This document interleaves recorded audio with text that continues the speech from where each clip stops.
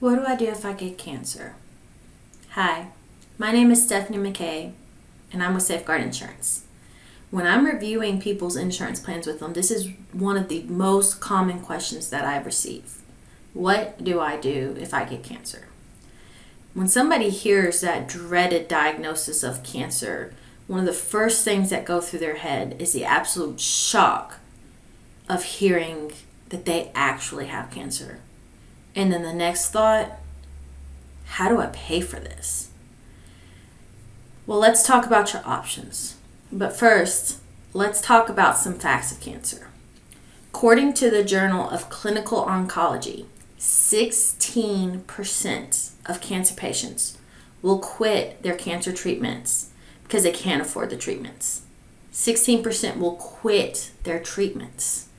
42% are likely to skip some treatments if they have a copay for them or an expense that they're incurring.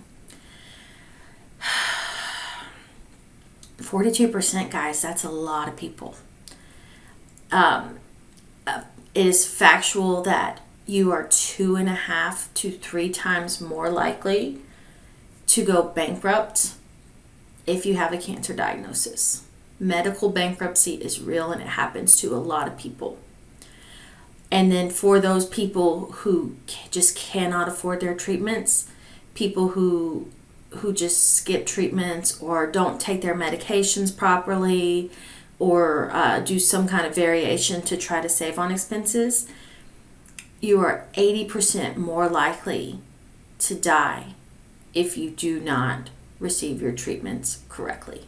80%.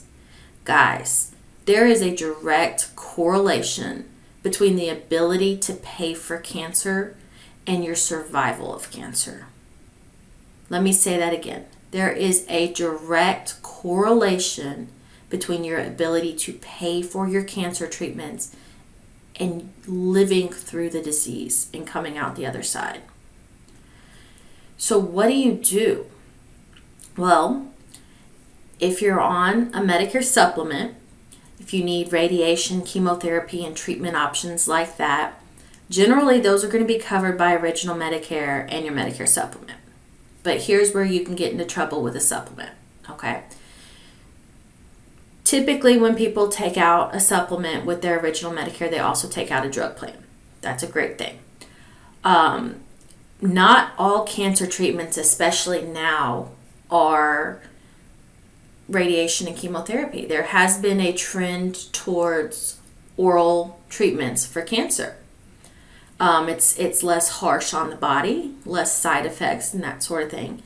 But that does mean that it is covered by Medicare Part D, your drug plan. So that means you're going to be incurring costs out of pocket for that.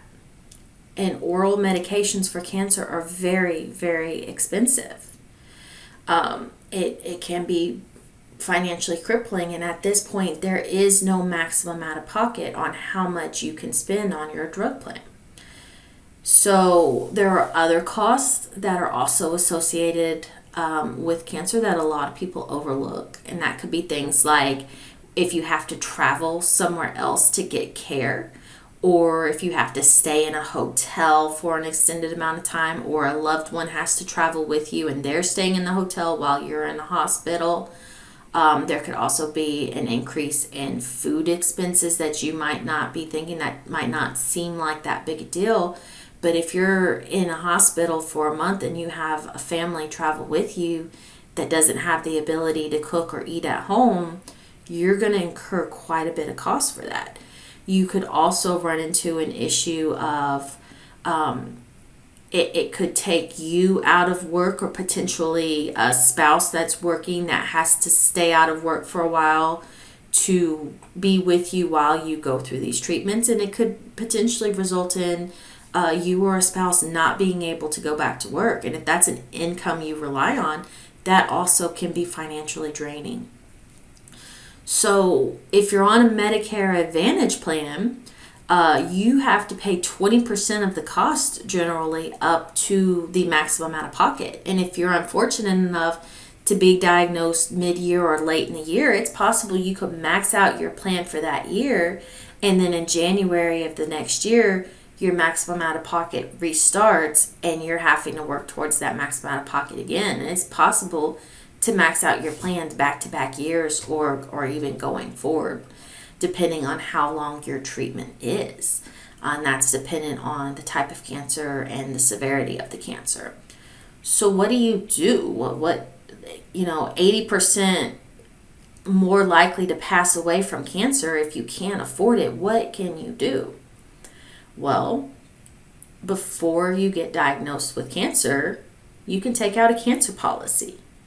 There are different types of cancer policy. There's lump sum policies, and they're exactly what they sound like. They pay you a lump sum of money if you have a cancer diagnosis. And there's cancer expense policies. Those are designed to help you as you incur expenses. They help you pay those expenses.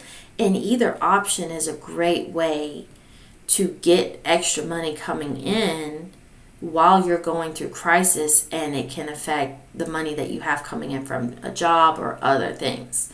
It helps you get through the crisis and come out the other side and gives you statistically better odds of surviving. It just overall helps in every way. And so who might need a cancer policy? Well, if you come from a family that has a history of cancer, then a cancer policy is something you absolutely should have.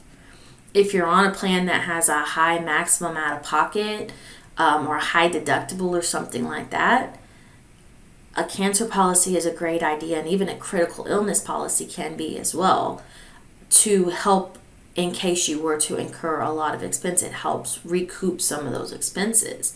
Like I mentioned, even if you're on a Medicare supplement with a drug plan, you still have a hole in your coverage of an oral medication coming in and just wiping out everything that you have. So if you are any of those situations, having a cancer policy is a great thing. And really having a cancer policy on anybody at any age is a great thing, because cancer doesn't discriminate. Cancer doesn't care how much money you do or don't have. Cancer doesn't care what your family history is. Cancer doesn't care anything about anything. It comes for everybody. And you've got to protect yourself. And the way that you can protect yourself is by having a cancer policy.